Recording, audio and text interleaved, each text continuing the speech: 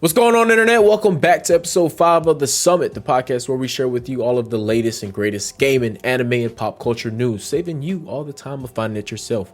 If you're listening to this, you can find us on all major podcasting platforms. We're available on Apple, Spotify, and YouTube. Don't forget, if you want to reach out and keep up with us, you can always find us in our Discord server, which is linked in the show notes below.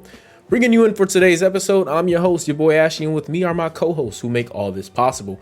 First and foremost, starting with the most stubborn of the bunch, Rain, aka CJ. Go ahead and introduce yourself for today's episode. Yeah, I've realized I'm not even gonna argue these things anymore. I feel like they're kind of sort of contradictory. But it's your boy, Rain, aka CJ, apparently the biggest Kingdom Hearts fan. And the most stubborn. Hey, check me out on Twitch, man. There we go. Stream all the time. All the time. Our next host is still upset that I can't get any better in Overwatch 2, but probably won't admit that on his podcast. Razor, SJS, go ahead and introduce yourself. I don't know why he thinks I wouldn't admit it. Of course, I'm gonna say he doesn't get better, because I got passion behind it, and they just be disappointing me, bro. But it's okay, because I agree with you, Rain. I'm gonna just stop caring, bro. That's the way to go sometimes, unfortunately. But positive vibes all around, anyways. You know what I'm saying? Because we over that. You feel me? Now we on new things. We on Twitch. We back here on this podcast. Glad to be back here. Glad to be back. Glad to be back. And last, but most certainly not least, our next host is Mr. Toxic Tuesday himself. Mr. Almighty Striker, go ahead and speak your piece and bring us in for today's show. Peace and toxicity. It's interesting. Yo. I mean, I feel like I can get behind these titles. Yeah. We each bring stuff to the table. There we go. Whether you agree with it or not. That makes sense. A lot of people like to disagree with things, but the truth hurts, I guess. Well, we got it's been a good week for gaming, so we can just I don't even know where I want to start off at. Obviously, Dragon's Dogma came out along with Rise of the Ronin. They both released on the same day. I think the only ones who picked up Dragons are me and Razor so far. I haven't started it, but I know Razor started it. Razor, do you got any some highlights of Dragon's Dogma? Any bugs? Any good news? What we got for that right now? Well, Complaints are welcome too. Yeah, of course. Unlike some people, I'm not biased. You feel me? I definitely will give my pros and cons. But one thing I want to give a fair warning for Dragon's Dogma is it's definitely one of those games that is meant for a long haul, right? So I've only have maybe 5 hours into it right now, which sounds like a lot of time, but in terms of that type of game, it's not. I'm still in the very early game, and the early game can be rough combat wise. You don't have a lot.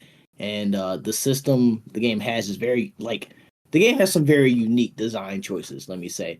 And if you don't rock with them, then the game's not gonna be for you, right? Like for instance, fast travel, very limited. You'll spend a majority of your time just traveling between towns. And of course, exploring and engaging in combat along the way.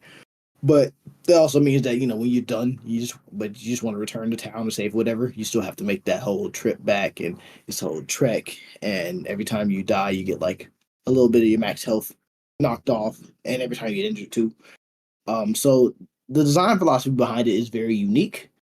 And I want to get to end game to see what that's like. Because from what I'm hearing from people who actually have played the previous one and know the series, it's definitely more of an end game type of content. So I don't have much for it yet, but on the con side, that's the con, right? It's very slow start. It's gonna take a while to get into it, and it's that slow beginning, right? But pros so far, the exploration is pretty great. The world is pretty alive. It's very alive. You'll get ambushed by enemies. You'll see wildlife everywhere. You'll come across random trolls, hear griffins flying through the air and stuff like that. And it makes for a pretty amazing exploration. Just today when I played it for an hour, I had a session where I was trying to make it back to town and decided to veer off the path and found an ogre. And it wiped the floor with me. So I decided when I respawned, I wasn't going to fuck with that and went another route. And this time, instead of it came out the forest and it found me and engaged me. And it's just pretty amazing how unique shit can happen like that constantly. And the exploration is pretty great, and the pawn system, even though it's single player, having those pawns, they're very interactive, they're very chatty. They help you succeed in quests and find items. They'll mark things for you that you may have missed or let you know. So it feels very alive and very connected, even though it's single player, because of the pawn system, and I really like that. It's very unique, and I haven't seen anything like that. So for Dragon's Dogma, I definitely am liking it so far, and like I said, since it's in-game type, it can only get better from here. But once again, it is definitely an acquired taste, is what I'd say. That's the biggest warning. It is an acquired taste. It is a very different game. And of course, I haven't tried it, so I don't know about any of this stuff yet. And unfortunately for me, I'm hearing a lot about the performance issues on PC, so I don't even think I would necessarily have the best experience as those playing on console, because I'm seeing like a bunch of reports for shit. People with like 4070 Ti's are like getting maybe max frame rate, so like 70, and like that's just not okay. And I'm only running a 4070, and I'm here people are only pushing like 40 FPS out of that, and then it's just a lot of stability issues going on with the PC side. So I'm probably gonna have to finish Ronin first and wait like a week or two for them to put out those patches they've been talking about before I can even try it. But something we can all kind of address on Dragon's Dogma is apparently these this backlash that it's been getting, especially from like the Steam community. The reviews have gone back up to mixed, but it was sitting at negative for a while, only because of these apparently like the microtransactions. Have you experienced any of the? Is that like, are they like thrown in your face on console? Okay, so this is where I'm controversial, I guess, because I do not personally think it's a big deal. I understand the negative connotation behind it, like why would a single player game need, and that is true. And I would hate to see this, like what it is has microtransactions, right? Doesn't affect the gameplay. So the hate behind it is more of a general like towards the gaming industry type of thing. Like we don't want to see this move in this direction, which doesn't, if right, it doesn't affect you, right? The thing right now, Your right? mic is cutting in Is and he out a cutting lot. out? Is he cutting out for y'all? Yeah. No, my fault. I think it's connection. Let me know if am I back. Yeah, you good. If I had to leave and come back, I'll do that to fix it. But okay, yeah. So some of the things you can buy are like rift crystals, which are things that you can help for fast traveling, which isn't necessary, but if you want to pay for fast travel, that's that. There's a camping system, which is not a consumable. It's something that you own and keep. So you don't really need to be able to buy consumable camping items. It's not that big of a deal. Small weight difference. There's a few waking stones, which are reses. You can buy like 5 of those for $1. So yeah, there are things that you can players can definitely buy to get ahead. Completely a single player game, so it doesn't affect you buying these items. You know what I mean? So gameplay wise, it doesn't behind it. Yeah, go ahead and leave and rejoin real quick. I'm gonna cut you off. It keep cutting you. I don't know why Discord tripping right now. Because we did talk about that earlier. I know what he was saying. He was saying that the microtransactions in the game, albeit that they're there and people dislike it, they don't affect anything. They it's not a pay to win thing because it's a single player game, right? Yeah. You're not getting an advantage or an edge over anyone by purchasing these things. It's like an accessibility thing because maybe you don't have the time to grind it or you feel like you want to indulge in those. But the problem that it does promote is if they see success with this system, they'll probably add more things in that you can purchase with microtransactions. Not only that, if that system sees success, it'll inspire a lot more games to kind of adapt stuff like that, especially like for single player games. And I don't think that's a good direction to move in. And that's what Fortnite did with the Battle Pass. And now look at us. Exactly. So this may, depending on how this game performs, and this is already a game that people are like talking about, like obviously, game of the year contenders, which is a big, title to have, especially sales wise, because people say, a game win games of the year, and they go, okay, well, I want to purchase this game. In that sense, that whatever that game had will set a trend. So if we end up seeing stuff like this in single player games, I don't know. I don't think that has the best interest of the players in the long run. And I think I agree with y'all, but my discrepancy with this is what one that, and then two, what I'm seeing is, and this kind of ties into Diablo 4, the same stuff that we had to talk about today. But I think my biggest discrepancy with this is the fact that some items that players are complaining about that can be bought and purchased through microtransactions are just very rare to acquire in the game. And so it goes back to that sense where it's like, yeah, everything's still, everything can be acquired in game and nothing puts you really ahead in the game. It's not like, pay to win, but at the same time, it's kind of like, is there an are they kind of like overdoing it with the aspect of making you grind for these items, which makes you want to purchase it?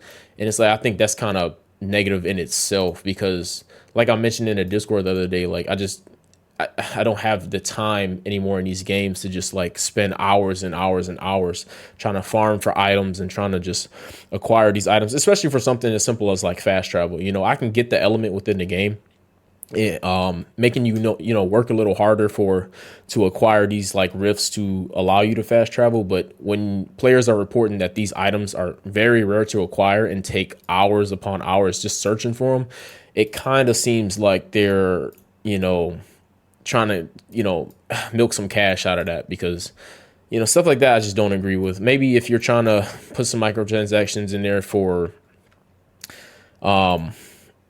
maybe stuff that wouldn't affect your time too much, I'm okay with. But something like that I'm kind of against. But I mean, I still do agree with y'all. It's not something that's kind of like make or break for the game. I don't understand why it got review bombed over this. I mean, maybe it got the attention of the developers, but I don't think that really has too much to do with how good the game is. I feel like as it might not take away right now, I feel like in the long run, and what everyone else is complaining about, and kind of something that's more to look at towards the future, is gatekeeping certain items or content. While it may not be doing it right now, potentially if there is success in this, they're going to cater to that community or that audience that is putting money or paying for items or resources or currency, and give them something extra whereas the people that want to play and grind out don't really care about. So that audience or those people, they're not worried about those, which is unfortunate, because they really don't care about their overall player base. They're more money hungry, so they're gonna put exclusive items that are locked behind these paywalls. And it can potentially be more than just cosmetic. It can be items that could be game changing and alter gameplay. And if that's the case, like that, I feel like that's just really shitty in a single player game that does not really require it or has any call for it, and even touching that type of live service concept to the game. Yeah, and I'd agree with that.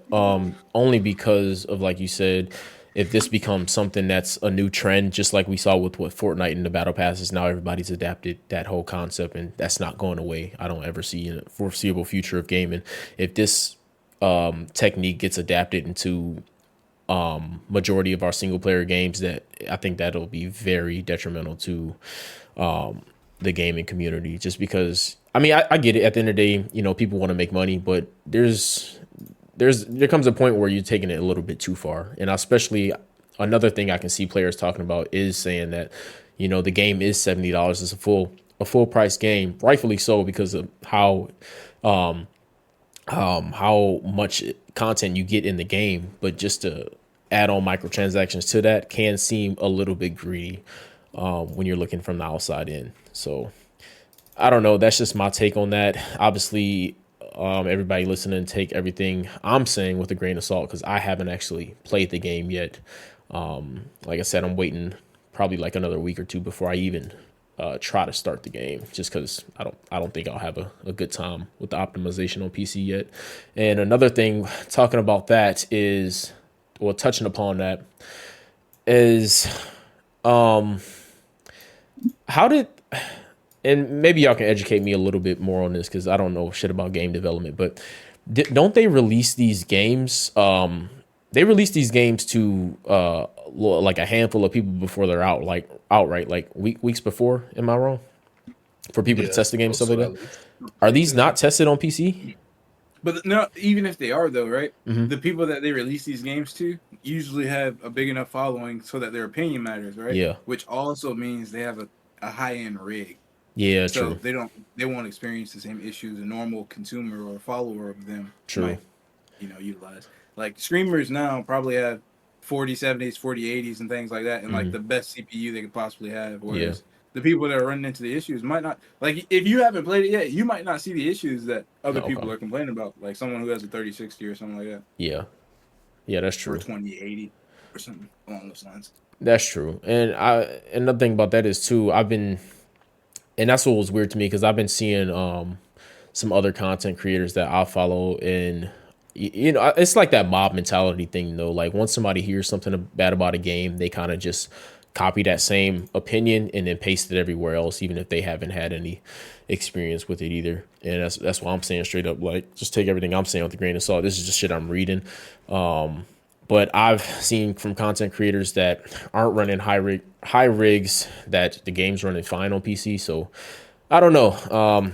I'll boot it up definitely this week while I'm off, just to give it a little taste tester.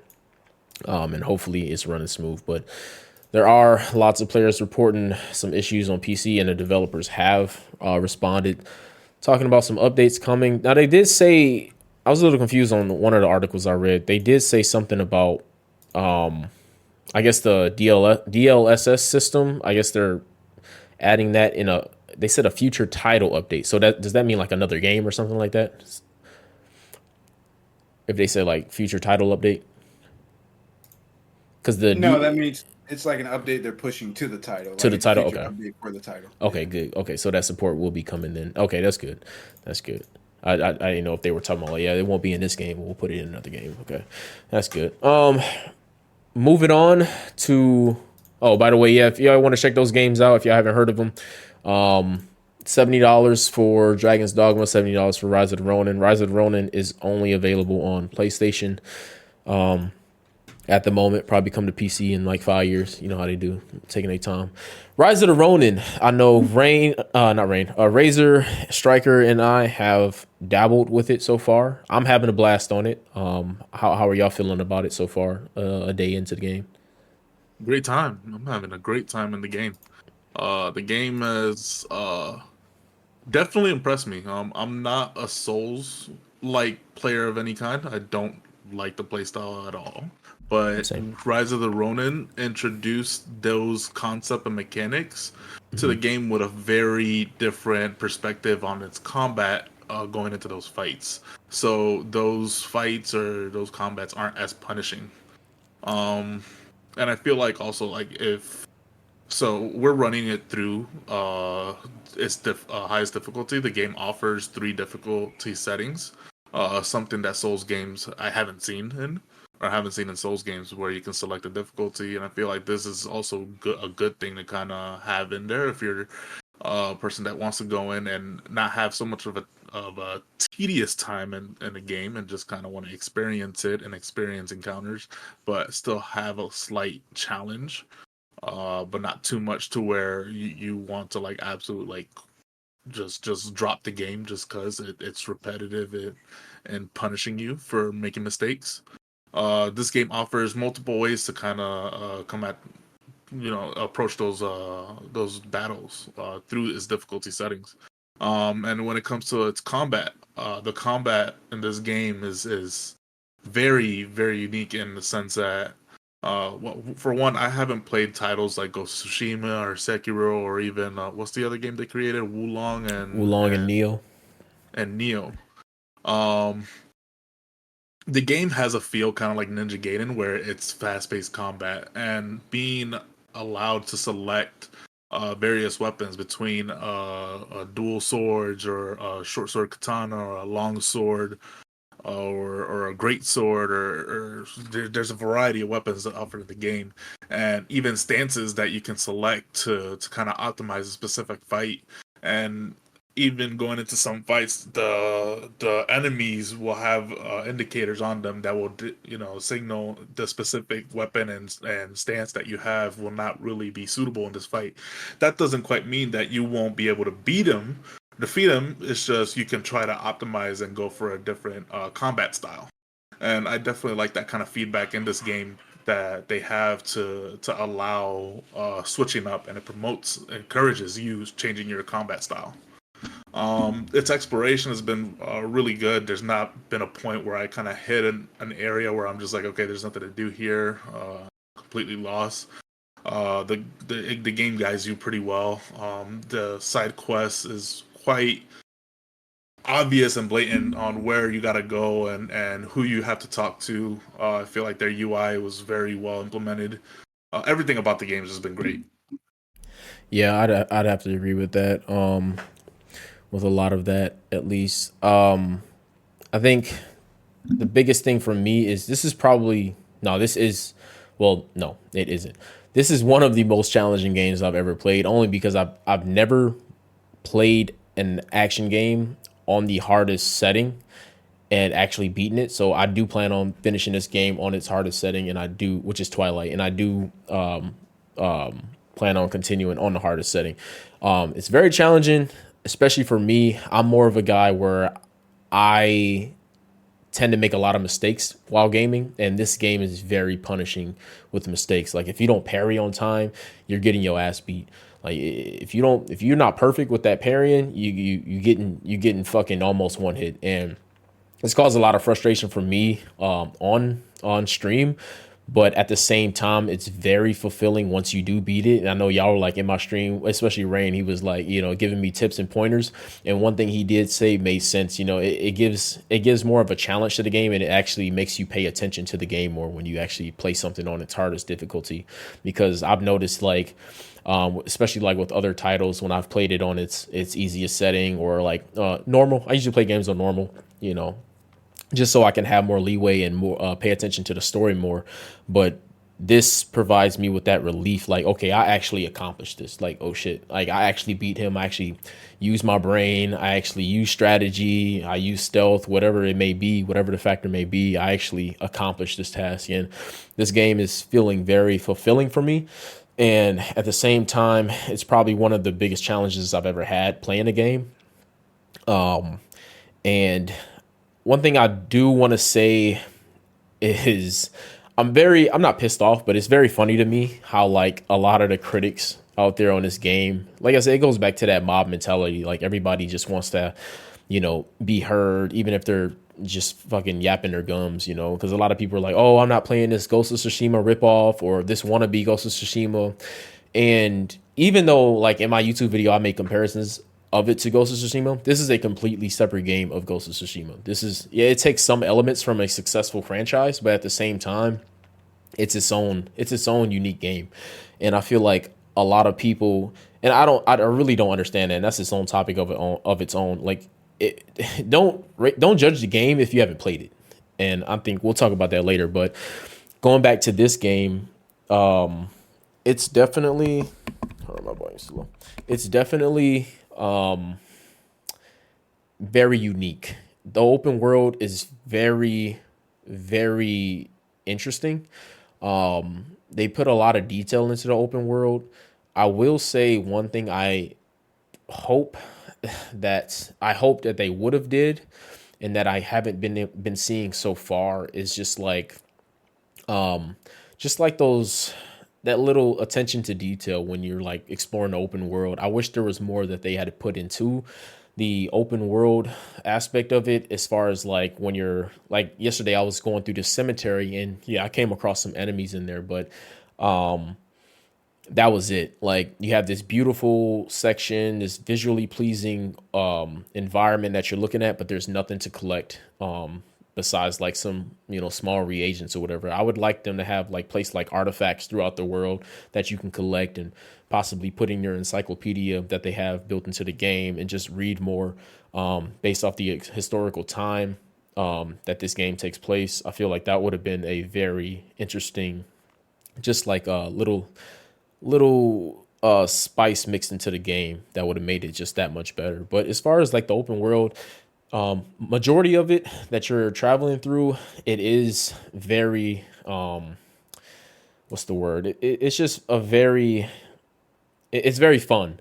You know, because you're exploring and you run into this occupied town that's been taken over by bandits, and if you're playing it on the the hardest difficulty, it's actually a challenge. Like these bandits actually put up a fight, especially like the I guess like the higher level tier of bandits that you face. It's like a formidable foe or something like that. It's called, like, they actually feel like mini bosses and stuff like that. And I feel like it drives the story even more, and it drives like the challenge of wanting to free all the villages of their occupation from all these factions.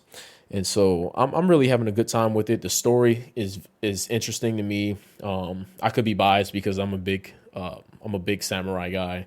I love the history behind the samurai. So I'm very interested in the story, at least for me. But it's not as story driven as Ghost of Tsushima. And I was kind of breaking all this down to Ramsey the other day, because he wanted to know the direct comparison between the two, but I don't know. I don't think that's fair to really do, because they're two separate games, you know. But that's just my spiel on it. I'm having fun on it, and I think it's a really good game. I definitely do. One thing that I didn't want to mention was the story. I feel that's the one like complaint I got about it, is its story doesn't seem quite as immersive or engaging. At this point, though, like while I'm playing, the only thing I know is I'm looking for my twin blade. Yeah. But everything else of the story, and like, if it wasn't for me just clicking through their UI, I wouldn't have known what times this game was set in. Because I know that was a question that was asked while I was playing, and I was in a chat with a group. I can't remember, but the story I feel like is very lackluster at the moment, at least. Yeah. And I'm like 20% of the way in. But I do appreciate that due to its lackluster story, the gameplay makes up. I feel like the gameplay does make up for it. It does. It definitely does. Razor, you're playing it too, right? Are you back? Yeah. Okay. Cool. Well, yeah, for me, the combat's the highlight for me because, like you said, I think my biggest complaint is the world itself. The open world isn't very alive. Um, like when I was playing, I was pretty much just going straight from objective to objective on the map, which they are easy to track, and that is nice. And even having an auto run feature that works okay. I consider that's probably a difficult thing to develop, so I appreciate a working functional version of it anyhow. But yeah, just walking from area to area, it's not much to really get sidetracked by. The only things that are interesting are usually what's marked on the map, so you know it's there, unless you don't have high bond and you don't see it on the map yet. But with that being said, considering most of the side objectives have to do with combat, the side content is interesting to do, like the taking back the towns, the bandits, the not bandits, but the fugitives, that are pretty much essentially mini bosses all around the map.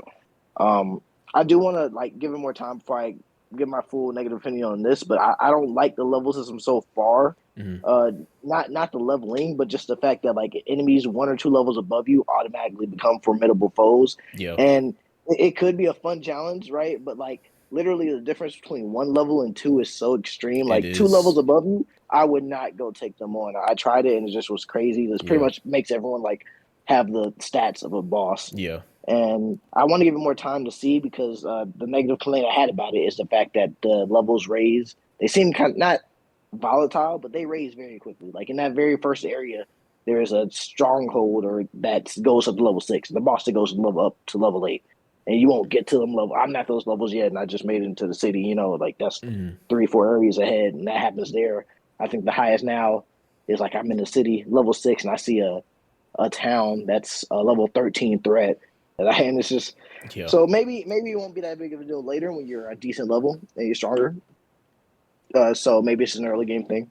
But that was my biggest negative besides the open world not being very much alive. And yeah, like you said, the other thing is the whole game comparison thing. Once again, it's very different. This game obviously takes inspirations from things like Dark Souls. It has the banners, it has the typical respawn system and functionality, but it takes more of I haven't played their previous games. I haven't played Neo or what was the other one they came up with? Wulong, yeah, I have not played those two.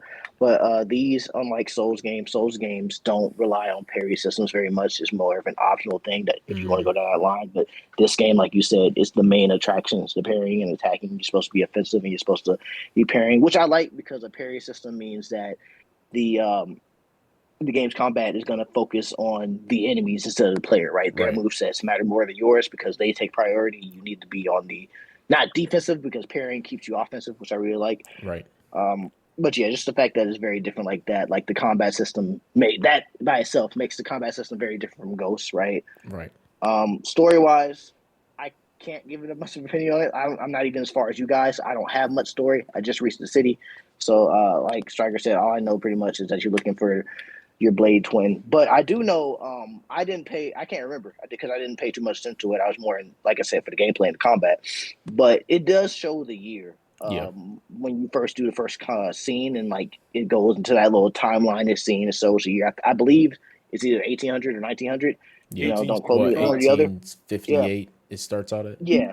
Yep. Yeah, because I do like the history. I do like the history buff things because the history, a lot of fucking interesting things happened, and I know this is kind of based on the era in which we opened the trading and now Japan's got pistols and whatnot. But like I said, I am not far enough to really get much of the story yet. Only a few hours in compared to the story because I'm doing a lot of the side content, so I can't give much opinion on that yet. I can feel that. Another thing we want to mention is now this is a spoiler free, kind of review that we're given, and this is only like based off the first few hours of the game. So, like I said, take everything with a grain of salt if you're listening to this. Also, I do admire the co-op system in the game. It kind of keeps it. It's like it's got its foot into multiplayer, but at the same time, you're still able to play this game completely solo if you want. Like if you want to just challenge yourself and play it completely solo, you can. But I wouldn't even say that because honestly, the scaling that it does when co-op is integrated into those missions, like the scaling is very large. Like honestly, it may be easier to just play it solo than it is to play it with another player, and I think I like that because a lot of times with these co-op games, we kind of rely on having another person there because it gives us a sense of confidence that we're going to complete it easier or complete it faster, and that's just not the case in this game, especially from what I've seen so far. The bosses get like exponentially harder when you integrate more players into your mission, and I think that's a very interesting thing that they did with the game, and I'm liking that aspect of it. Not even just that. They also, I like that the devs kind of like took into account, like, let's say if a player that's like almost 70% of the way in, or even completed the whole game and has like a fully fledged like OP loadout, them coming in with that gear does reduce the stat to whatever the level of that mission is. So those stats are scaled, and so is that player. So that still provides a challenging experience to the person or the player that's running this mission for the first time. It's very, I like the attention to detail that they put into that. Like you're not just gonna come into this game and just like sweep it under the rug and just blow it out the water. Like everything's scaled and everything's a lot harder when you integrate additional players. So that's something that kind of got me really excited, and I was really in tune with. What else can I say about Rise of the Ronin? So far, spoiler free. The choices, I don't know how much they matter into the main storyline, but from what I've seen personally, there was this one main mission where you were able to make a choice, and if depending on your choice, I guess it leads into a couple side quests which allow you to, whether you get access to that side quest is strictly based off your decision from that one mission. So from what I've seen so far, I'm guessing that there are quite a few instances in the main storyline where, depending on your choices, there's extra content, either extra or reduced content further on in the game. And probably in like a few weeks, we'll push out a complete spoiler review of the game for everybody who's interested in that. But like I said, I'm having a fantastic time on it so far. I don't have anything that's really shying me away from the game. I'm actually itching to play it, but I got to go to work tonight, so that's a bummer. Y'all got any other closing thoughts on Ronin so far? No, I think I covered everything I could think of. All right, cool. I wanted to kind of, because we were talking about Dogma when you were like disconnected for a little bit, and we were talking about those microtransactions, and it kind of led into a little snippet of time consuming games, and that kind of leads me back into this Diablo 4 update that Rain dropped in the chat a few days ago. You read all the big changes coming? Is everybody caught To up? Diablo? Yeah, Diablo 4. I did read them when he first came out. I can't remember everything though. I did hear about the basically big overhaul to the thing and making it overall faster, right? Mm-hmm. I have to open back up to refer back to it. It's been a minute since I read it. Yeah, I read a bit of it. But Rain, you ever to summarize that? The changes that are coming in Yeah. the future for Diablo 4? Sure. Yes, sir.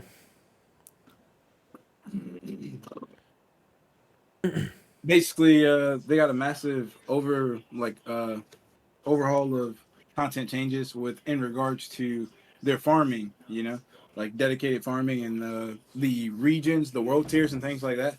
So how it used to be is, as you increase your world tier, the drops, are allegedly going to get better. Allegedly get better. Allegedly. And once you go to world tier 3, I think you get sacred drops. Once you go to 4, you get ancestral drops and so forth. But with that happening, right, in world tier 4, you don't just get ancestral drops, you get sacred and you get blues and you get a bunch of riffraff. And they want to dial down the riffraff to increase the quality of the loot and not focus on the quantity. So now in World Tier 4, they're making it so that the only gear that should drop for players is ancestral. And then in 3, it'll only be sacred and so on. And then also, when you're doing these nightmare dungeons, it used to be that, the gear wouldn't drop at the highest level. They've made it so that any enemy that's above the level 100 drops the max level gear, which is gear score 925, I believe. So that way farming is a lot better and it's more rewarding. It makes sense. It should have been something implemented in the beginning or with the launch of season 1, because there was about I would say 3 weeks of a period before they dropped their first season where they should have like, these were changes that I'm sure people were throwing at you in the chat that you were blocking and banning. But yeah, exactly. I'm glad they go back to it, but is it too late? Was my biggest concern with it. Like, their player base has shifted significantly. Like, concurrent players have dropped. The content doesn't seem as what's the word? It's not making players feel invested as they think. I feel like Blizzard might have missed the nail with this and like let themselves down, because they had something good. I mean, honestly, it's not a bad game to get back on and play. And with these changes, it would give you a reason to play, because then you can finally like put together these builds and things. Yeah. Like target farm and dedicate. Yeah. Dedicated drops. It makes sense. They have also made it easier to trade with your friends. Like you can drop legendary gear to friends now. You don't have to. You can't drop Uber uniques, and that's the only thing. And I mean, that's okay, because really, Uber uniques, you're gonna be farming those with a party of randoms at that cave, and you're either gonna get it or you ain't gonna get it. But they said they're also increasing the drop rate of those so that it's more rewarding as well. Those are the only major things they're changing, which are supposed to launch with season 4 on May 14th. Yeah, we'll see how that works. And I don't know. Like I said earlier in the chat, I think an update like that, like you said, would have been great coming into season 1. And like you said, this is stuff players were asking for, and they were, blocking people in their Twitch chat for it and stuff like that. So I guess they took it into consideration, but is it a little too late? That is a good question, because now like a lot of your player base is gone. I wouldn't say Diablo 4 is a dead game, but it is, it is a live service game, and live service games, they don't retain as many people as they like to pretend they do. exactly. They retain a select few of people that like your Mm-hmm. development and like that. Like it's a niche crowd It that you is. end up servicing, and that's what it comes down to. My bad. I did miss another like Go ahead. important change, I guess, which is the legendary aspects that you can put on your weapons and things like that when you are incorporating those in those builds. It looks like they're also adding the ability to upgrade those up to a maximum of 16 times. Yeah, I am Which is seeing cool. that. Yeah, That's cool. and like I said, this is something it is a good update. And that's definitely something worthwhile to consider if you're thinking about getting back into this game. Because when we played it the other day, I mean, it was okay. I had an okay experience, but one, I've been out of Diablo since before season 1 dropped, and like it was just a little confusing for me. It felt like I was playing it for the first time again, and then two, one reason I fell off from it is because I just did not feel like going through that grind with Diablo 4 to just constantly try and, farm for stuff only to get bombarded with nothing but like common equipment that I just didn't want to use or couldn't use. And I'm just like, this is annoying. And then I felt like I feel like it could have been a little bit more streamlined with the gear. Like I feel like you should only be able to get those high tier pieces of equipment for your specific classes. I feel like me getting some type of gear for like a mage when I'm playing like uh, whatever the assassin is type called. If I'm playing like if I'm playing like a druid and I'm getting gear for a mage, I feel like that's just counterintuitive. I don't like when games do that. And then it's frustrating too, because you're like, okay, I got something good, and then it's for this class, and it's like, okay, and then you can't even transfer those items to another character. So it's like that kind of you can now. Yeah, you can put them in your stash. Your Oh, stash is cool. Oh, like yeah, the stash is universal. Okay, well, retract that. But still, the same statement, though. Like, it kind of cuts down the time on a lot of the farming. And I'm a big fan of farming in games. I think it's great, but I don't think it should be overdone to the point where, like, you're putting countless hours into a video game and you're still not getting nothing out of it. And that's just very counterproductive in my opinion. Unless you're like a content creator and you're making money from doing stuff like this, which is very few people, it just shouldn't be like that. I mean, like, especially adults, we have other things to do. We have to go to work. I'm pretty sure a lot of us don't want to sit here and spend, all of our free time trying to farm for something for no guarantee that we're going to get something out of it. So I think an update like this is for the better. It'll definitely make me come back to it just to test it out and see how that goes, see how they implicate it, and if they did it well. But it's definitely something that should have been added with season 1 of the game.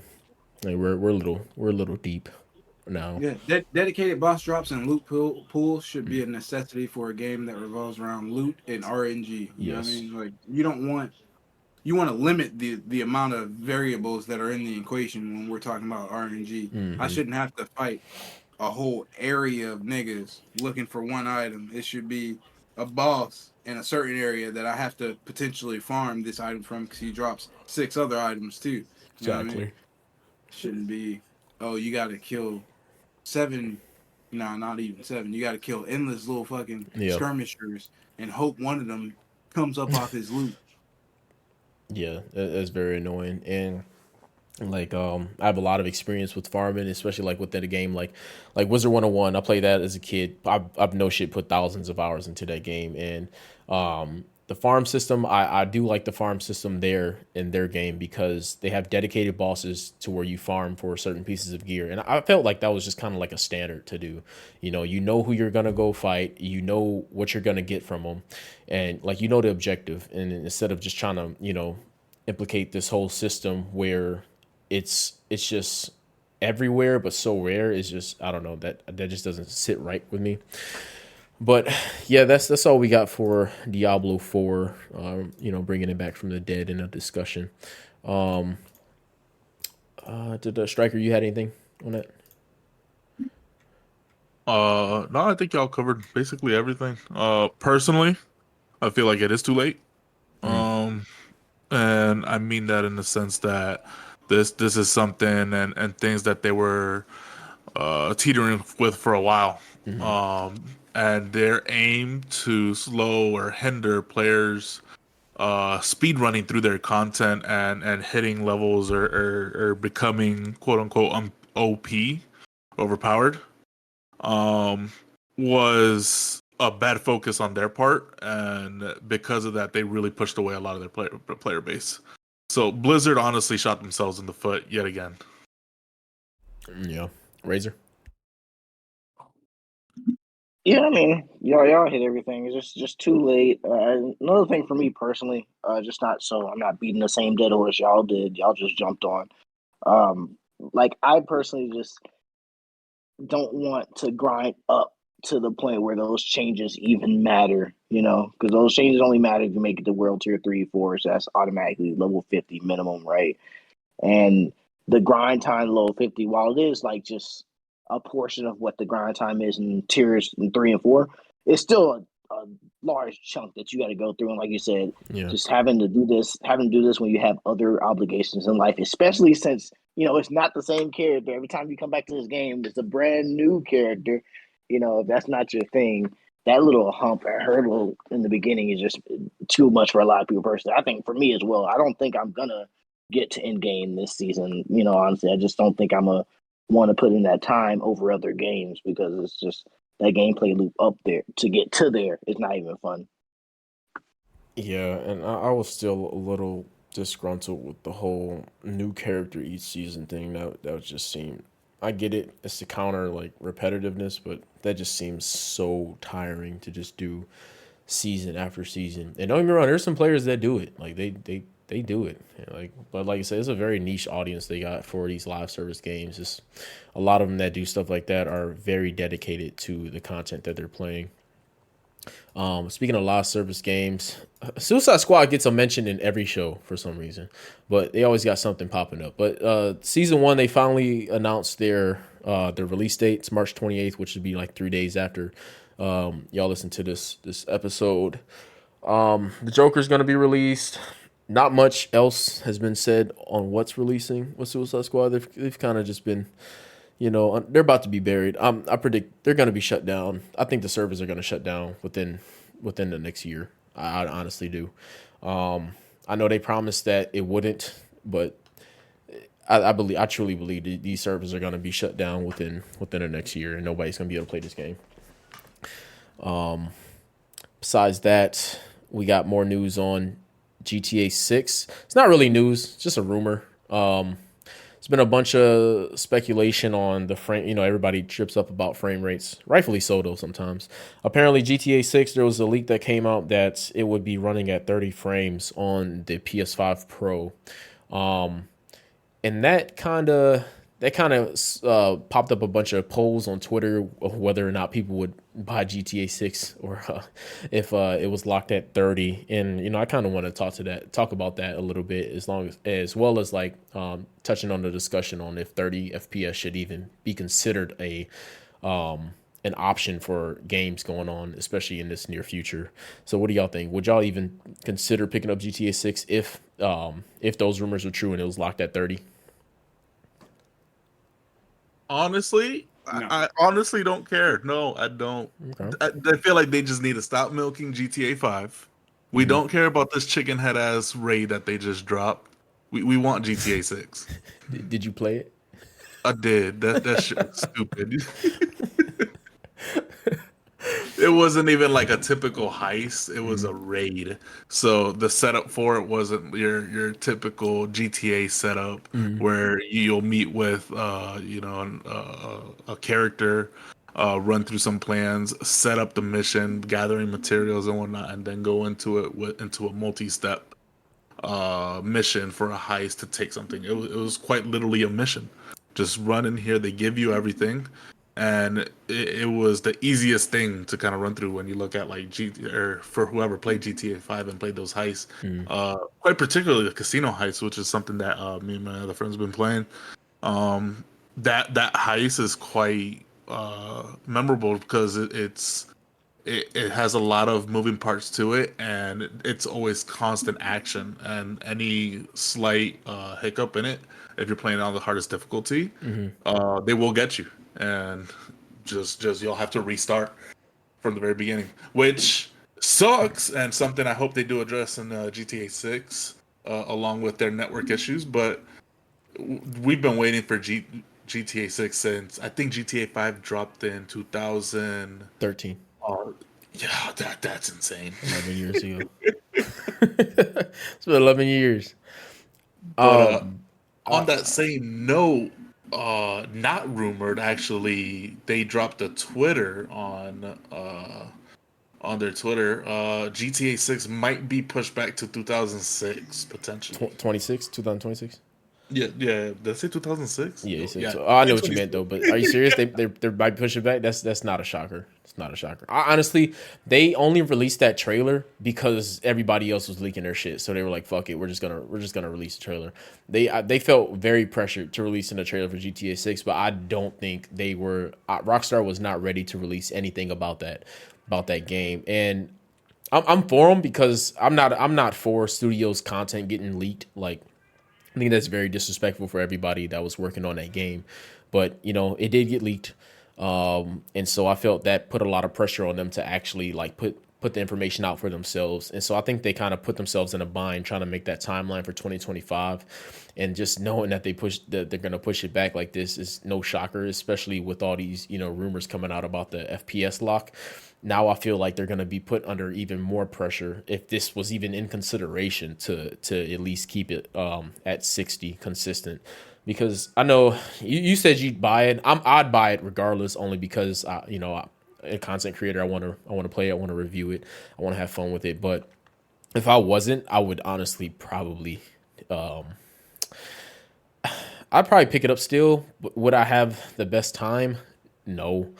Because it's like one of those things like, yeah, we've come up playing on 30, but once you get to 60 and 120 and higher and stuff like that, you just don't want to go back. It's like, well, I feel like that kind of brings up the discussion of does nostalgia sell? Like GTA has been around since like the beginning of gaming almost. yeah, Very similar to Pokemon. This is a game that a lot of kids kind of grew up on, and a lot of kids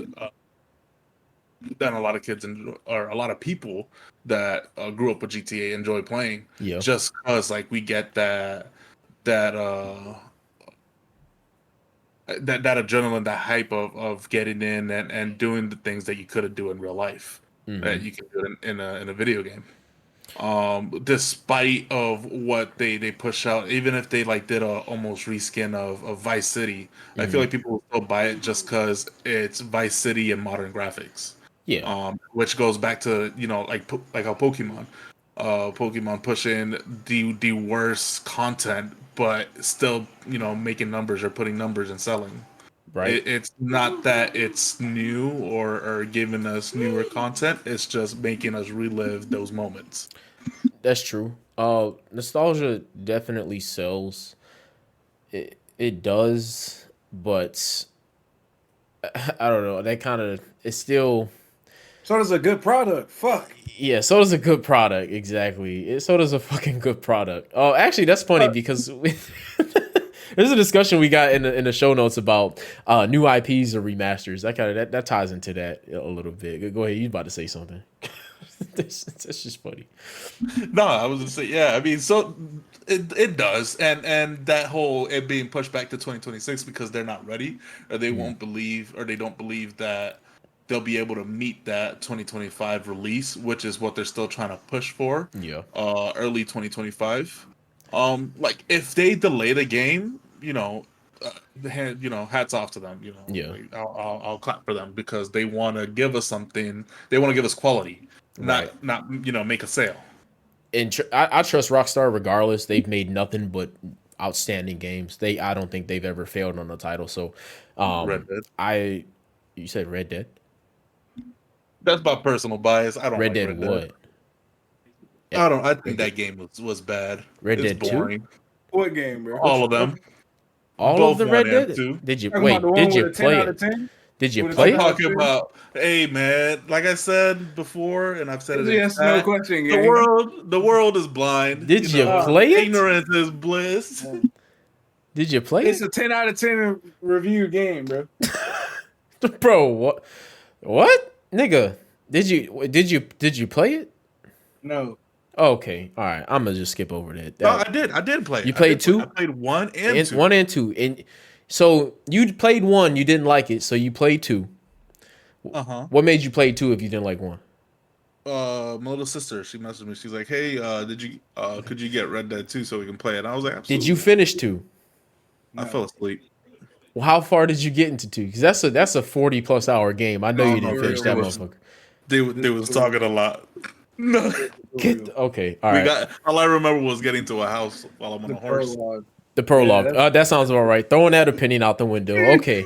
I trust Rockstar. I trust Rockstar completely. They've made nothing but, and I stand by it, banger games. They've never failed on a fucking video game.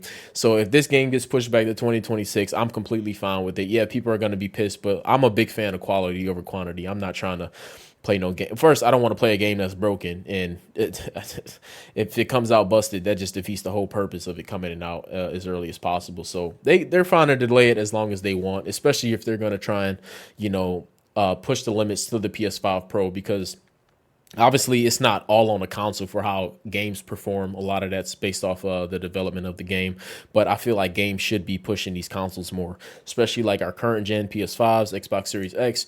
These games can be pushed to a pretty good limit, and I feel like it's time for a lot of these developers to start pushing this shit, especially these major studios. Smaller studios we can give a little leeway to, a lot of leeway to, but these major studios like Rockstar, there should be no ifs, ands, or but. This game needs to be running minimum 60 frames per second. That should be a standard now if you're a major gaming studio. 30 that's just not appealing anymore, in my opinion. Back to this original discussion, I don't think games should be coming out at 30 anymore. Like what we saw with Starfield, that was just unacceptable. Can't give it too much hate though. It's free on the Game Pass, so can't knock it. But at the same time, Bethesda is a major studio. We shouldn't be getting games locked at 30. Like that don't make any sense to me. This fidelity mode shit and versus performance mode shit is pissing me off a little bit too, because I feel like with these consoles that we have, they can do both. But especially with these upgraded consoles, they should be able to handle that no problem. Especially if they're rumoring to drop 4K 120 FPS, you should have no problem dropping me 1440p at 60. It shouldn't be too difficult for these consoles to push that. If you're trying to rumor 4K 120, that's just my little TED talk on that shit. 1440 at 60 isn't going for a performance though. Just so you know, that's going for fidelity, beautification. Yeah, but that's what I'm saying. So like a lot of the fidelity's capped at 30. Let me clarify that. Yeah, that's what I'm saying. A lot of I feel like we should, instead of locking fidelity at 30, we can get both. We should be able to have max visuals and max performance. And I think that's a sweet spot, 1440 60. Because a lot of people aren't rocking 4K, I'm gonna be honest. So 4K 120 or 4K 60, I mean, 4K 60 is a good push, actually. I feel like that's a good push for performance. But 4K, if you're advertising 4K 120, you should be able to find a balance. I should be able to run a game perfectly fine at 1440 60 or even 1440 120 if you want to advertise 4K at that frame rate. I just know we shouldn't be seeing games coming out at 30 if we're about to get a PS5 Pro and upgraded Xboxes. Absolutely. And before you get too sidetracked, the Rockstar thing, like you said, they haven't dropped like a bad game or blah blah blah. That could just be a rumor, bro. The whole 30 FPS thing. Yeah. To cover the other thing that actually is an in-house issue that they are seeing though. Like in-house, they're having an issue with developers. The CEO of the company sent out an email, requested them all to come back to the office 5 days a week. And I'm pretty sure Jeremy can speak on something like that because he doesn't like that shit. So their actual developers are striking / not working or performing because they're going through a union situation where they do not want to work in the studio. They want to work remotely. They feel like they can be more productive. I posted the link in the links thing just now because I looked into that. That's an actual situation. And that's an industry thing. The industry is trying to push all of their developers back into the office just so that covers overhead. which is the money that they're spending for the facilities. Right. It's not even to that the developers aren't producing, because these developers, I mean, they're talented, they're creating the game, but the ones who are spending the money on the game, they're realizing, hey, we're losing a lot of money just because we're allowing them to produce for us at home, at the comfort of their home, and where they can do whatever they want. They can be butt naked, just balls hanging out, not sweating, have swamp ass all day, just because I gotta sit next to Lucy. Like, nah, yo. I feel like the industry, like these CEOs, these who you call, what do you call them, the marketers or the money people or whatever, like they're just straight tripping. Shareholders. The shareholders, yep.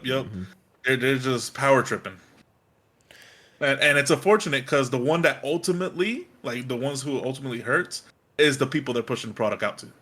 Yeah, they don't give a fuck about that though. I don't care about that. Who really cares about the consumer when the consumer's buying it regardless? Come on now. Yeah. The only reason I mentioned that though is because I felt like you said, Red Dead 2, like that game was graphic intensive, right? The environment, everything about it. That game performed at 60 frames a second. It does so I don't perform at think 60. Black and white. I don't know how that was graphic intensive. Interesting. That's very Anyway, interesting. so I don't see how GTA 6 can launch not at 60 frames if that was their standard with their last release. You know what I mean? Yeah. You don't degrade. Yeah, facts. You don't go backwards in this industry. That's very interesting to take because Red Dead 2 did definitely run at 60. And it was not in black and white. That's why we stepped all on that. Yeah, we're gonna throw that shit in the trash. Not in black and white. Ghost of Tsushima, okay? This nigga, bro. Hey, but yeah, you're right. That could be a nice little cover up. A nice little tactic to kind of divert the attention on the truth that they're going through. It seems like a lot of companies are going through that shit though. Like especially in the gaming industry. It's because COVID is not really a thing anymore, and not. these people, like these corporations, need an actual address. And if they have an actual address, they want to put people at that address. But that's not the people's problem. You know what I mean? It's not the people's problem. You better figure it the fuck out. Turn it into a daycare. You know, you can do both for it. But, that's facts. I mean, if the job getting done, I say fuck it. You said what, Razor? My bad. Oh no, I was just coming on what he said. None. Are you on your phone?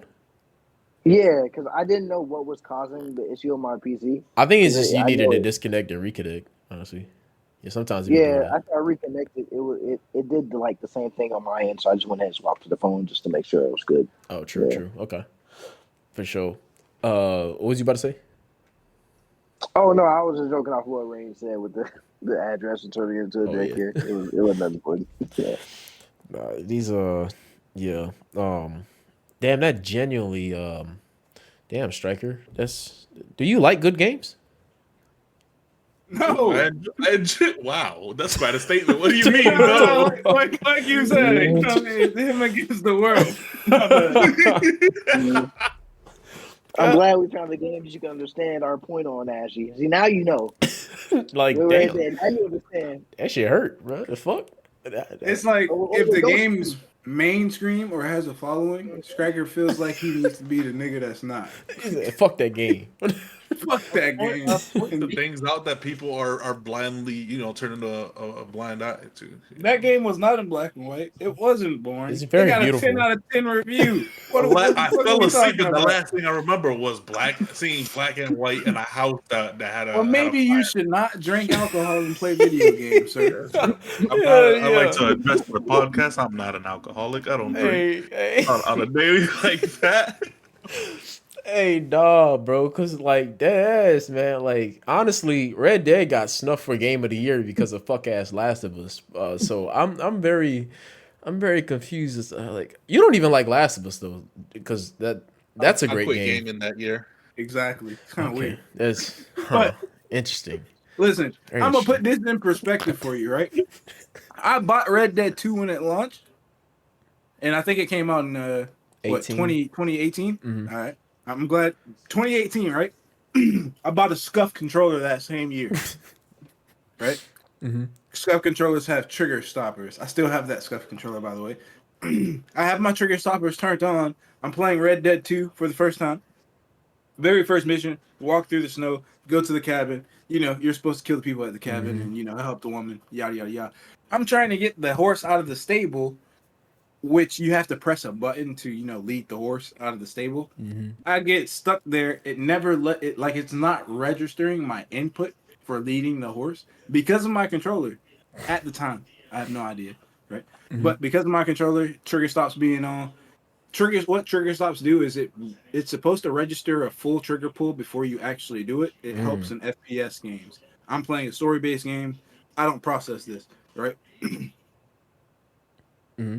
I quit the tutorial right then and there. I'm like, this game's broken. Fuck this, right? Right then and there, I'm done with it. I don't know what the fuck all these people are talking about. This shit is ass. That's my take on it. Right? I 3 or so months later, I get on Forza because I think a new Forza had dropped because Microsoft loves that shit, right? Racing game, you know, brakes and shit like that. They matter. It's connected to your triggers, right? Full trigger pulls. Apparently, this game was so fucking advanced that the way that you step on the gas in game matters about how hard you're pulling your trigger or how far you're pulling it down. So I'm driving in a Lamborghini and this bitch is stuck at 60 miles per hour while I'm squeezing the fuck up my trigger. And I'm like, what's going on? So I reach under, I turn it off, boom, I'm at 120, right? Oh my God. It hits me. Yo, I couldn't lead that horse because it was never registering a trigger pull. Boom. Come next year, 2020, I think I was in Yeah, 2 years later. Yeah. At that point, I got some time. I realized that I shouldn't have played with my trigger stops on. I go back because like 2020 was a year for me where I had a lot of excess time. I played Skyrim for the first time. I never played any other Elder Scrolls. And that's when I watched that dude play through all those Kingdom Hearts 3 times on PS5 or whatever the fuck he was playing on. It might have been PS4, but I watched him play through all those. That's how I knew the story, but I knew it wasn't difficult. Anyway, yeah. So I got back on Red Dead 2, ran through it, right? Or you know, not ran through it, but played it to what I would say was as extensively I wanted to play it. I'm playing through it again on PC just because I liked it that much. I enjoyed it. Same thing with Skyrim. Both of those games that I had a lot of time to put into. When I did, I purchased them multiple times. Kind of crazy. And I enjoyed it because I could just sit down and disconnect and you're playing the game. It's a story game. It wants you to experience it. There are a lot of things that's tied into it. The environment plays a part into your character. Your character can randomly die from lung cancer if you smoke cigarettes or if you dip, bro. Think about that as an effect in the game. There's a lot of different, like the attention to detail they put into that game was phenomenal, right? But my first take on the game, because I couldn't lead that horse out of that cabin, was what? This shit is ass. You know? Who plays this? You know what I mean? So I'm just saying, bro, you just gotta you gotta go at something. I mean, first impressions are everything. Yeah, that's how that saying goes. So yeah, and that was my first impression, and I went back and gave it another shot, bro. You know, because opinions change. They do. Interests change as well. They do. I mean, with time, yeah. It took him, what, 2 years? So, I mean, I still got a good, let me see. Nigga. This nigga tripping. I think you would enjoy that. I'm not even... Alright, I'll do another solid right here. You know what I'm saying? We can put 20 subs on it. You play that game full through on your screen, I'll give you 20 subs. I do the same. I'll do the same. Shit, that's 40 subs. I'll do the same. God damn. He said, I'll do it. That's 60 subs for you to fully play Red Dead Redemption 2 on your screen. Nah, fuck it, yeah. I mean, look at him. He said, "Oh shit, I like it now." Damn it! Damn, that sounds real good. Fuck. For real though, like I feel like first impressions in a game are everything. They are. And if the first 15 minutes of a game is just filled with a very convoluted and complex story or a narrative that doesn't allow the player to really fully immerse or experience it first-handed, and the player just kind of tunes the game out or just zones out. Like us as people, we have a very short attention span.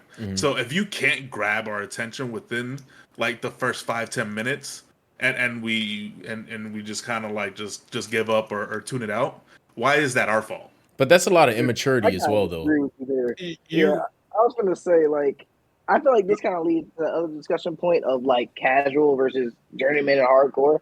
I feel like the attention span thing is true, but only because of like social media and time of late and like Yeah. trends, right? Because like if you look at social media, the beginning to now, every new social media app is like quicker and faster and shorter than the previous one, right? Yeah. We went from Facebook having full posts and all the pictures you can post to Instagram, like a few pictures, small posts to like no, fucking don't sit on my Snapchat. space like that, gang. Yeah, I had songs on my shit. Come on no now. more songs. Then you go to Snapchat where it's just quick videos or photos. Then you got TikTok where it's even quicker photos. Quicker. Photos, right? So I think our attention span has gotten shorter because Been trained. Like, that's because and that's what they like, kind of like fads and trends have led us as a people to have.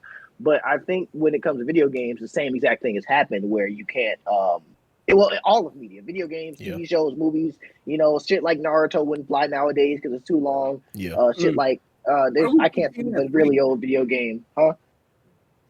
Oh my bad, I thought you said something. But yeah, and say I can't think of an old ass video game for the same thing. But I think with newer games, like if you have a shorter attention span, then some of the hardcore-ish games just won't be for you, right? And Red Dead is one of them. It's not a hardcore game in terms of like difficulty, but it's hardcore in terms of like you got to put hours into this motherfucker if you want to get if you want to get shit out of it. It's a 60-hour game easily. So if you're not like if you're a very casual gamer with that short attention span, then it's just not for you. But that doesn't make it bad. No. And I think like Rain was saying, if you go back and actually play Red Dead 2, it's not one of them games you want to rush. Like you actually want to soak in everything about Red Dead. Because I remember when I first actually I'm gonna tie this back into the little quick thing, the interest thing you said. That's an immature mindset though that we all have, because when you look at gaming as a whole, like I used to be a strictly multiplayer guy. Like I'm gonna tie this back to The Last of Us, but I played The Last of Us probably for years before I even touched the story, just because I thought the story was ass, because I was only playing multiplayer games. Like I was playing the multiplayer aspect. I was playing COD back in the day. Like I only played multiplayer, so I never gave it a shot.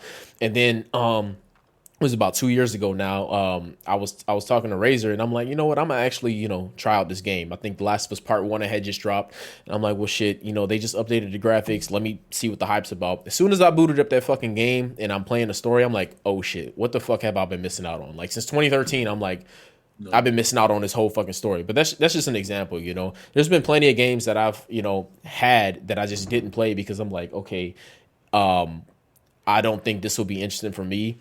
Or sometimes it may not be for you at that time. You don't have to completely throw it out the window just because it's not for you at that time. Like the same thing for me with for like fucking Elden Ring. I never told myself that, hey, I would never come back to this game.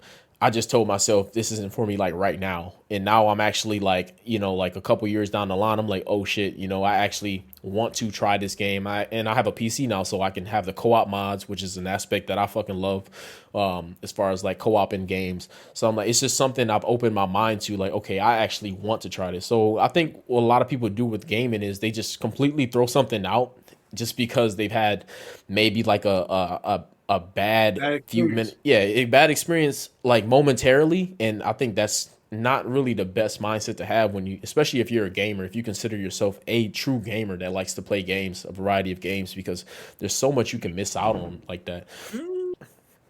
Like Cyberpunk launched. Oh yeah. And apparently had a shitty launch, right? I didn't experience that personally, but you can see it everywhere. You can hear about it everywhere. It had a shitty launch, right? But look at what it is today. We recommend that game to people all the time. It's fucking great. Like, it's great a game. Great game. Outstanding game. Thank you for bringing that up. Yeah, that's actually one I recently played that I had a fucking blast with, core memory. But back to Red Dead 2. Red Dead 2 is not a game that you just want to, especially if you do the stream challenge, it's not a game you want to rush. Like, nope. That game took me probably 8 months to complete just because I was soaking in everything about that game. The whole, like, Arthur as a whole, like, Arthur is one of my top characters of all time in video games, just because of like how you can decide his fate and how you can go about it with basically your character. So you can choose like to be like you can be a villain or you can be a hero in that motherfucker. And like just the character development with Arthur and how they built his character is just like a core memory inside of my brain. And that's just video games like that deserve to go in the Hall of Fame because that is one game that is just so I cannot stress it enough. Red Dead Redemption 2 was so impactful on my gaming career because that shit is it's just beautiful. It's beautiful visually. The storyline is immersive. Like you actually hate characters in that game. You actually fall in love with characters in that game. There's not many games that pay attention to detail like that, especially today. And I don't know. It's just something you should really, really consider giving another try. I'm actually very surprised that came out of your mouth, honestly. Because like I said, I mean, it goes hand in hand with we work hard for our money, right? So Yeah. if a game and especially demos, like, I feel like one of the biggest things that the industry has is releasing demos or betas for players to be exposed and then either build that excitement and that thrill to want to play the game or get the game, or to determine if this game is for them or not.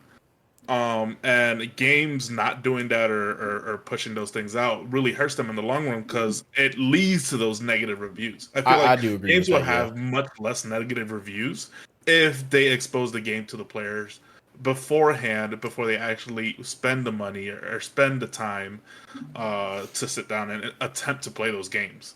I do agree with that. Yeah, I agree. That that whole if you're a true gamer and all that stuff, I feel like all that stuff is very subjective because what may appeal to me may not appeal to you. We're not all the same people. That's true. If we were, then this would be a very dull world. So what I would define myself as a gamer would not be what Rain or what Razor or who Ashley would define himself as a gamer. Exactly.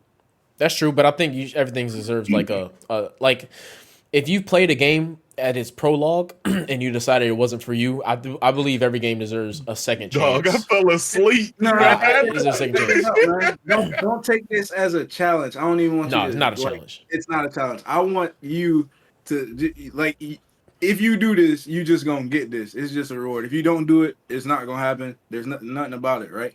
But if you scream your whole playthrough of Red Dead 2, like if you do that, you gonna get 60 subs. I guess if that's what we all agreed on right now, right? But look at it like this. I suggest if you do that, turn your chat off for the first 2 hours you play the game, just so you could just get immersed and like understand the game. I don't want you to play it based off someone else's opinion or how you're talking about it. I want you to organically play and experience that game and tone everything else up. And if you don't like it in the first 2 hours, genuinely put it down. Like you said, every game's not for you. That's totally fine. But give it a real shot. Like give it a real shot. Yeah. Actually observe, listen to the game, look at the game. You're gonna be like, oh shit. And the game's cheap. It's dirt cheap. Like you could shit. It's dirt cheap. Oh, you already got it. So shit. Fucking. Yeah, I'd encourage that because the first 2 hours. No rush on that or nothing. Whenever you do that, bro. Yeah. But I feel like you would have a better time than you think, bro. It's great. Like, I mean, the game it's great. Definitely had interesting concepts. Like I've seen like snippets on YouTube Shorts and TikTok or whatever. Like those slow-mo times where you can just like gunsling and like it's Cowboy GTA, bro. Yeah. And you like GTA. Yeah. It's Cowboy GTA, bro. Hey man, some people like November Rain, some like Sweet Child of Mine. It's a rock song, but I figured. But they like to get right into it, right into the action, or they like that build up. Rock song. What rock band is that? Guns N' Roses. Yeah, Guns N' Roses. Guns N' Roses. Yeah. I'm not gonna say anything. Yeah. I could spend a while talking about Red Dead. But that game is long. It's long, but it's not a drag. Like it's one of them games where it's like when it ends, you're like, fuck. Even though you look at the playback time, you're like, damn, I spent like fucking 90 plus hours on this game. What the fuck? And that's not even like I think in order to 100% it, the average is like 167 hours. So it's like there's 100 extra hours of bonus content in that game if you really want to dive deep into it. Who does that? Me? No, I'm saying like what developers develop games like that? That's fucking like that is intense. That's a lot of dedication to that game. It deserves respect. He said, "Me, I did it." Oh, I said Bungie. That's the move. Well, I mean, obviously there's, but it's not common. It's not common. And that for it to actually be fucking rock solid. Konami. Who? Konami. What is that? Bandicoot. We named the studios. You said name them. Oh well, Konami's the developer of I didn't say no one did it. Castlevania. God damn it! Oh my God. God damn. Like it should be a standard. It should be the standard. That's what I'm saying. It should be the fucking standard. $70. That motherfucker got to entertain me, Bro, Absolutely. $70. You should be able to stretch that bitch out for a good year if you wanted to. Exactly. If Call of Duty bullshit releasing a game every year for $70 and they don't do any of that, come on now. A single player game has to at least have that. At least Like Spider-Man. No. What did you say? You heard me. You heard me. It got kind of quiet, but you heard me. No. Nah. Hey, you a real fan, man. You a real fan. Yeah, I gotta commend you. You will die for them. That's crazy. Insomniac, absolutely. Insomniac brought back a bunch of people's childhood favorite character, superhero, and brought him. They did it very well. Spider-Man's your favorite superhero? Really? He is. Interesting. Are you 9? Oh man, I'm playing. Spider-Man's a good hero. He's a good hero. You must be a Batman. I'm an Iron Man fan. Oh, yeah, I was about to say. All right, Captain America. God damn, bro. They jumped, bro. Bro, I had this. You know how many times I had this argument with this nigga, bro? They jumped Tony, bro. Yeah. They jumped Tony because Tony was right. How didn't make sense. Beat down. Yeah, he was. Cap was just defending his, rightfully so. All right, you defend your boy, but like, you ain't gonna try and see Tony point. You ain't gonna try. He did. But Tony wasn't understanding. Like, his parents was already dead, bruh. Killed his mom. And Tony was gonna fight him no matter what. He can't get them ones, bruh. You can't get them ones right here. Crazy because that wasn't even what the whole fight was about. It was literally just allowing a little bit of control. Which For who? For who? No, when Iron Man we're not talking about Civil War. We're talking about Winter Soldier. Yeah. Winter Soldier. Yeah. We talking about Bucky, right? You talking about Bucky or Bucky. And Cap jumped Iron Man, but he's talking about Winter Soldier when they fought differently. Like when what's his face got shot out of the sky. War Machine. That was Civil War. That was Civil War. Yeah, that's what I said. We're talking about Winter Soldier. Winter Soldier never fought Tony. That was all Civil War. That was all Civil War. Really? Yeah. Winter Soldier was when Cap fought Bucky. Oh yeah, you're right. Well, we are talking about Civil War then. We're talking about two different fights in Civil War, I guess. Yeah. What was Cap? The one y'all talking about was at the end, and then the whole argument in general was because Captain America didn't want to be bound by the government. Well, I agree with that one though, because I agree with Cap on that one because Tony only had that opinion because he's already been outed to the world, so he was biased as fuck. Mm-hmm.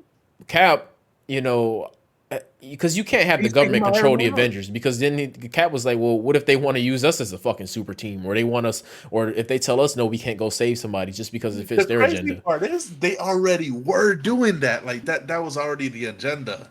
Why the switch up all of a sudden? Nah, it wasn't though. It wasn't though. Regardless of that, at the end, Iron Man even said, Cap was right, and he didn't go along with the Accords.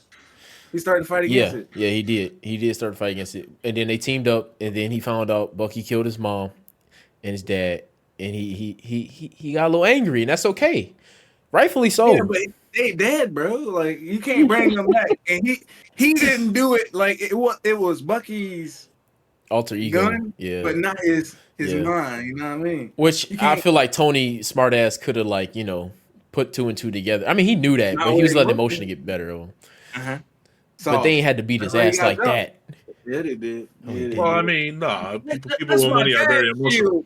That's my dad's shield. That's my dad's. He said, "Here, have it, bitch." Take it. True. Disrespectful, bro. Had my boy Tony sad, man. Them kids from New York. They jumping you, man. They jumping you. 10 out of 10. Hey. They could be in the wrong, bro. They jumping you, so they right. It don't matter. Tony saved the world, though. So, you know. Yeah, It would be no cap without Tony. Let's just be real, man. yeah, help.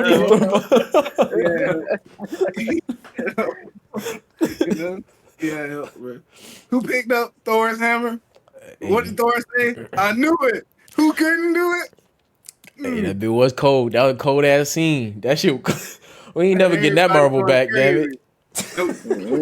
Damn, we ain't getting that shit back. That was a good time to be alive, damn it. Ooh, the chills. You better. Nope. Never ever. Not at all. No. This shit done for. Now they making Madam Web, which we watching this Friday. Oh God, I gotta see this shit, man. God, It's gonna be great. Striker loved it. Striker, Yeah, you did love it. Things to say 10 about out it. of 10. It was a great time. It was. Great, I love to hear it, man. We Did you gonna get to see the suits of the Spider Women? You can't blink, but I'm pretty sure they show it. Pretty sure. Pretty sure. hey, Just don't blink. okay. You gonna watch it with us this Friday for a second time? I'll try. All right, I'll try. Look at it. I'm like, hey, I'm not busy. Yeah? It was great, but not that great. I mean, we trying to watch the second time. Twice. I just want to see You it once. Oh my goodness. I got about 20 minutes left. If y'all want, actually we can cover this a little bit because this kind of tied into what we was talking about earlier. You know, before we close out, new IPs versus remasters. What do y'all think developers should focus on more? Because remasters focus on a nostalgia factor, but what do you think should be the main focus? New IPs. This whole remastering Resident Evils needs to stop. Oh my God, it does. And Final Fantasy. It does. It really does. How many times have They they only did one Final Yeah. Fantasy, which was 7. But we know they're gonna keep doing 7. Man. There's only actually there's one more part to 7. Last of Us was remastered like 4 times. Garbage. It's not garbage. It's not garbage, but I think should new have been IPs should be a focus. Like these studios should be okay with taking risk because they're gonna get money when they take a risk, and they're gonna generate more, like a bigger footprint. I think there's obviously cons to taking risks. Like I'm definitely sweeping them under the rug. Like look at what happened with BioWare doing a live service game called Anthem. You know what I mean? There's obviously cons. And I wanted to say something about that earlier because Suicide Squad servers can't go offline. Anthem servers still up. But I'll give you A that. little emotional there. I'll give you that. What they still up? How many players be on the mode? You know, there's like 1,000 of us in a Facebook group. You can find the ball. Last leg right there. The Facebook. They're like, boys, we gonna bring it back. We gonna bring it back. For sure. But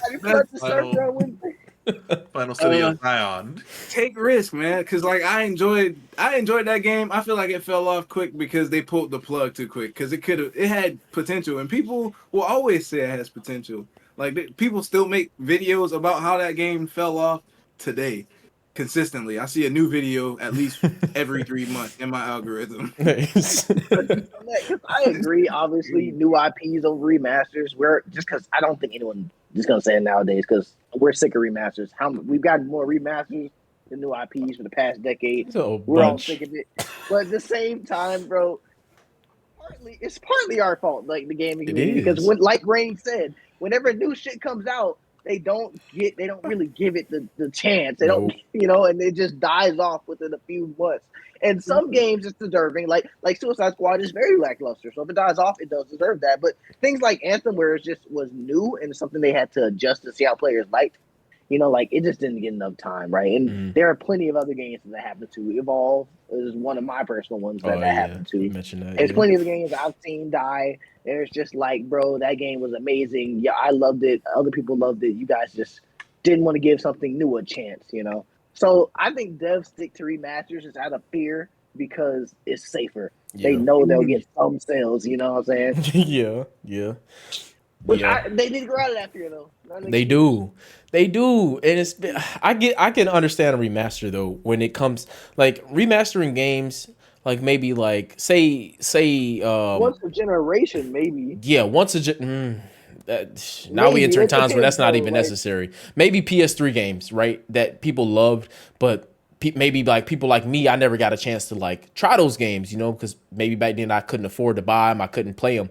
So maybe remastering games with today's graphics and with that same story, maybe an additional content would be acceptable, right? But seeing games that we played on PS4 in the PS4 Pro era on PS5, it's like, bro, these graphics are almost hand The to Last hand. was part two. The Last was Part 2. That is the biggest example Holy shit. of money hungry Naughty Dog. The Last of Us Part 2, and I stand on this just like everybody else, and people still bought it. They literally That's why they do it. Yep. They literally took the game. It's the same graphics. Nothing's improved because the graphics on Last of Us 2 were fucking gorgeous. Like you couldn't improve them. They took the same platform and just sped it up on SSD hardware. That's it. The bootable time on that game is just faster. And then now, because it's optimized for the PS5, and then now they added like a mode where a survival mode and called it a remaster. Bitch, that game came out in 2020. Why do we need a 2023 remaster of a game that came out in 2020? But niggas bought it. Niggas bought it for like what? It was sitting at 60, not 70, but 60, and niggas bought it.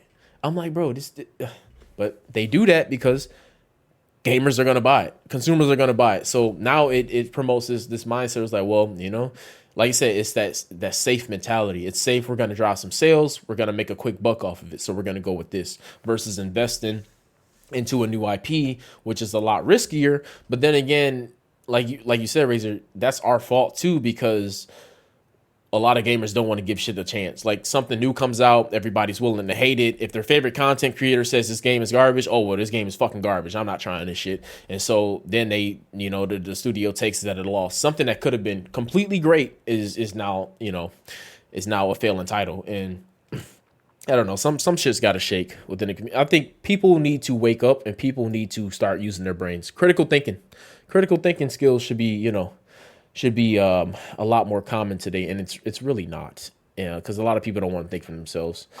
They just want to. They just want to. It's easier to have someone else's opinion. Yep, that's it. Because it's cool. Mm-hmm. So I mean, like I said, I'm a fan of remasters if it's reasonable. Like it makes sense. Yeah, not oh well, oh well, this game was successful on PS4, so let's just bring it back on PS5 and just remaster it real quick. Like, no, we don't need that. Like, that's just unnecessary. It's a waste of resources. It's a waste of time. We should be focusing solely on the new IP should be the focus. Remasters should be something in the background. It shouldn't be where we have more remasters than new IPs. Because if you really think about it, how many new games could you really think of in the past, last 5 years that were new IPs that really, that you can really fucking remember?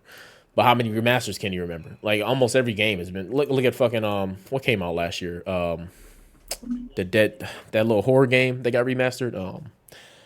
Not Dead Rising. It was something. Dead something. It was like that fucking spaceship. Dead Space.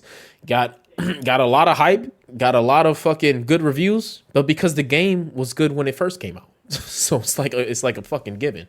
It's like you're recreating a great game. So that's kind of like a cheat. But and then do you think remasters should be eligible for Game of the Year? Hell no. Yeah, that's what I think. I don't think that's really fair. No. I feel like it was already, it had its time to shine. If it did, kudos to it. If it didn't, sucks to suck. Sucks to suck. But sure. We should pave the way to create new standards in the industry, not re-envision or relive old standards. I agree. We should be. I feel like the industry should strive to move forward. I agree. Any You know, closing remarks? I think I kind of like Mhm. I'm half and half with that opinion, just because I think we're used to bad remakes or remakes that are like happen too quick, Yeah. But I'm not a fan of Dead Space. I don't know when it came out, but I know that is an old game because I've never played Dead Space, and it was like PS3, PS2 era. Yeah. So I don't know how big of a gap it was between the remakes there, but I think the gap is big enough to where there's whole overhauls to the game mechanics and systems because new generation of consoles. I think something like that can definitely be eligible for Game of the Year. It's just we're used to bad remakes, so we don't believe good ones can exist anymore. But Let's say Baldur's Gate 3, for example. Let's say in 10 years they do like a remaster of Baldur's Gate 3 and they reward, or like our technology is completely advanced then, and they do an overhaul of that game and bring it back and be like, this is a remaster of Baldur's Gate 3, relive the greatest moment of 2023 and the best year in gaming, which quite literally I think 2023 was. Would you still classify in 10 years? Would you still nominate that for Game of the Year? Can't really but state for whatever comes out, but Is it fair? no, but that's also because Baldur's Gate in regular, like from Baldur's Gate 2 to 3 is that time span. Like Baldur's Gate 2 came out early 2000s, so like it took 10, 11, 12 years just to develop the sequel. So for a game like that where it takes that amount of time to develop the sequel, no, because then you obviously didn't put no work in it, right? But a game that only is going to get developed in 1 to 2 years, if that gets remastered 10 plus. And once again, 10 is too soon because now our consoles, like 10 years used to be a whole console generation, but now console generations are like damn near half the time. We're like around 6 years now, 6 to 8. So like we're also getting faster. So I mean, and as we're getting faster, the things are graphics and all that's getting better exponentially. So 10 years from now probably won't be a huge difference, but 10 years from 2000 to 2010, that was a huge difference. So it's a little different now. But a game like Baldur's Gate, once again, just the sheer amount of time it takes to develop a game like that, 10 years isn't enough for a remaster to make sense. It isn't, because just as fast as we progress to today, it's not the same 10 years from now. Just to piggyback. But imagine Baldur's Gate 3 gets a remaster 50 plus years down the road, or maybe not 50 because we're kind of getting old now. But like a point where your kids are almost grown, or your grandkids can play the Baldur's Gate 3 you played when you were damn near their age. That would be a remaster that'd take me back and I'd definitely nominate for Game of the Year, or something, because like it's just a true playing that bitch in true VR. You're like, oh shit. Oh shit. Yeah. So I think I can touch Shadowheart now. Like, fuck. Oh shit! No, don't let them do that. They're gonna go too crazy. Nah, take that back. Gonna be Take it out. Take it out, bro. That's something we could actually cover one day too. If y'all think VR, well, we ain't gotta answer now, but if y'all think VR will be like an actual thing, maybe like 20 years down the line, if that'll be like our average day-to-day entertainment. But in closing, do y'all have anything else for today's show? We gotta cover Shogun next week too. Damn. Shogun. But if y'all good, I'm good. No, yeah, I was just gonna say, shout out to your boy Ashy on his affiliates this past week. Oh, thank you. We all streamers here. If y'all appreciate and like these podcasts, we stream daily, and the same chaos that occurs here happens on the regular in those streams. More chaos happens. This is friendly here. Oh, this is friendly. This is very friendly. We be getting into it in the fucking Discord. Streams. Getting into it. Here, friendly. That's the norm. Y'all are all free to join the Discord if y'all are listening to this. I have fixed the links, so all the links are gonna route to the Discord. I don't know when that link went bad, the one I had, but that shit was bad. So now if you're listening to this, it is fixed on all the episodes. You said what? I remember talking about that a while ago. I was like, y'all niggas not using the expirational one.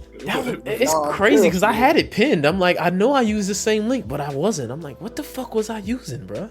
It was in my YouTube and TikTok and everything. I'm like, damn, no wonder nobody can join this bitch. Shit. Before we go, MLB Xbox Game Pass. MLB 24 is on Xbox Game Pass. Diablo 4. The game we were just talking about is coming to PC and console Game Pass March 28th.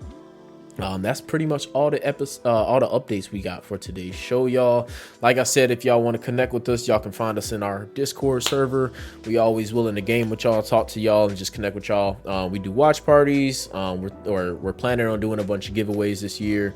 We got a lot going on in the Discord. It's a very, very nice sized community, and it's growing day by day, so come check it out if that interests y'all. Wrapping up today's episode, we want to thank everyone who made it this far in today's show. All we ask for your appreciation is for you to spread the love by sharing the podcast with a friend. While you're at it, go ahead and drop us a 5-star rating on supporting platforms. This helps the algorithm promote our show, which helps us with bringing in new listeners. Thank y'all for tuning in, and we will see y'all next week. Peace.